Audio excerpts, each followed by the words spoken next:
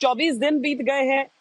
शुरुआत से ही ये था कि पता नहीं किस दिशा में ये जंग जाए, लेकिन अब देखिए, अब इसका कोई अंत भी नजर नहीं आता। ताजा अपडेट्स जो इस युद्ध से जुड़े हुए हैं वो सारे अब अपने दर्शकों को दे दें, क्योंकि दुनिया के किसी कोने में हम देख रहे हैं कि जूस पर हमला भी हो रहा है। जैसे कि रूस, दक्षिण रूस से वो तस्वीरें आई। दूसरी तरफ गाजा में जो हमला है वो बढ़ा दिया है इजराइल की सेना ने। यहाँ पर बुलडोजर आगे आगे चलते हैं, समतल करते हुए जमीन को। पीछे पीछे जो टैंक है इजराइल के वो आगे बढ़ते हैं।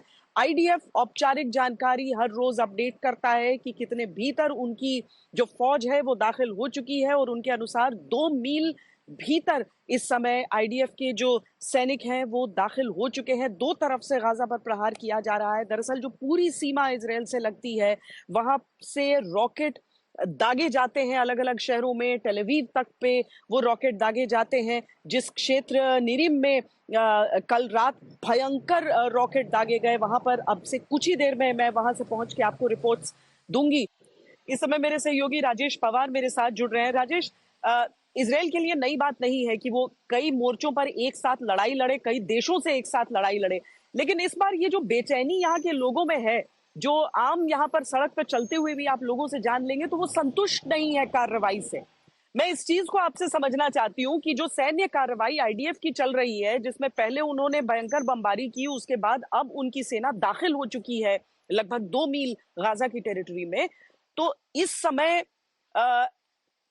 क्यों ये लोग सोच रहे हैं कि बहुत जल्दी ये हो सकता था और ये नहीं किया गया? देखिए श्वेता, ये जो है गाजा पट्टी एक बहुत ही छोटा एरिया है। जो आर्मर्ड ऑपरेशंस होते हैं फौजों के, जिसमें टैंक्स और बख्तरबंद गाड़ियां इन्वॉल्व होती हैं, वो मिनटों में कई किलोमीटर का सफर तय कर लेती हैं। लेकिन आप देखें, पिछले 3 दिन के ग्राउंड ऑपरेशन के बाद जो इजरायली फौज है वो सिर्फ 2 से ढाई किलोमीटर आगे बढ़ी है। इसका कारण ये है क्योंकि जो फोर्टिफिकेशंस हैं गाजा के अंदर, चाहे वो ऑन द ग्राउंड हो, अंडर द ग्राउंड हो, वो बहुत स्ट्रांग है, पूरी तरह से वो तैयार बैठे हैं। और अगर आईडीएफ इसमें जल्दबाजी करती है तो उनकी बहुत हैवी कैजुअलिटीज होंगी, और इस चीज को आईडीएफ समझती है। पहले ही जो इजरायली गवर्नमेंट है, प्राइम मिनिस्टर नेतन्याहू हैं, बहुत प्रेशर में है हॉस्टेजेस के कारण, और जिस तरह की नजरअंदाजी 7 अक्टूबर को हुई है उसके कारण। उसके बाद अगर इन ऑपरेशन में हैवी कैजुअलिटीज होती हैं आईडीएफ की, तो प्राइम मिनिस्टर नेतन्याहू के ऊपर डायरेक्ट इसका ब्लेम आएगा, और आईडीएफ को किसी भी हालत में ये चीज या इजरायली जनता को मंजूर नहीं होगी। और यही कारण है, हम देख रहे हैं कि जो प्रोग्रेशन ऑफ ऑपरेशंस है बहुत धीमा हो रहा है। एक दिन में 500 से 600 मीटर के से ज्यादा आईडीएफ आगे नहीं बढ़ रही है, क्योंकि वो चप्पा चप्पा हर इंच को पहले फायर से न्यूट्रलाइज कर रही है, उसके बाद ही वो उस एरिया का फिजिकल पोजेशन ले रही है। श्वेता, राजेश, जितना समय बीतता जा रहा है, अंतर्राष्ट्रीय भागीदारी, जो इंटरनेशनल पार्टिसिपेशन अलग अलग देशों का है, वो भी बढ़ता जा रहा है। ईरान, तुर्की, ये सब धमकी दे रहे हैं कि गाजा में आगे बढ़े तो हम ये कर देंगे या वो कर देंगे। तो इन सारी चीजों के बीच आप इस पूरे मिलिट्री ऑपरेशन को किस दिशा में बढ़ते हुए अभी देख रहे हैं? समय लगेगा, क्या होगा, किसी की भी समझ से परे है इस समय जो चल रहा है। श्वेता देखो, जो कुछ हो रहा है बिल्कुल एक्सपेक्टेड लाइंस के ऊपर हो रहा है।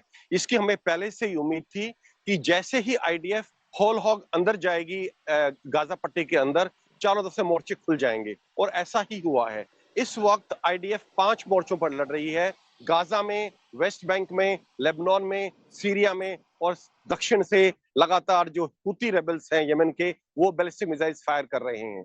लेकिन मैं इसमें एक और चीज जोड़ दूं, एस्केलेशन के अंदर अमेरिका इसमें भी दाखिल हो गया है। कल रात को 2 अमेरिकन बेसिस पर हमला हुआ है, जिसमें खबर आ रही है कि कुछ कैजुअलिटीज हुई हैं, और उसके बाद अमेरिका ने भी एक एयर अटैक किया है सीरिया इजराइल बॉर्डर पे, एक छोटे छोटे बेस पर सीरियन आर्मी के।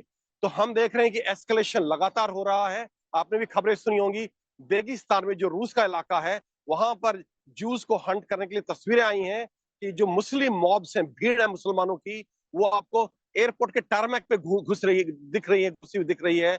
जहाजों के अंदर चेक कर रही है कि कोई यहूदी तो नहीं बैठा हुआ है। तो चीजें पूरे वर्ल्ड लेवल पे इस वक्त एस्केलेट कर गई हैं। आपने ये भी सुना होगा कि कल एक प्रो पैलेस्टाइन रैली को एड्रेस करते हुए इस्तांबुल में एर्डोगन ने, जो कि प्रेसिडेंट है टर्की के, कहा है कि हम कभी भी आ सकते हैं। ये इजराइल की तरफ इशारा करके उन्होंने कहा था कि हम कभी भी आ सकते हैं। और उसके बाद इजराइल के फॉरेन मिनिस्टर ने कहा कि snakes will always be snakes, और इजराइल ने अपना पूरा डिप्लोमेटिक स्टाफ टर्की से वापस बुला लिया है। चीजें बहुत बड़े स्केल पर एस्केलेट हो रही हैं। आगे कहां जाती है, ये इंटरेस्टिंग हुआ देखना।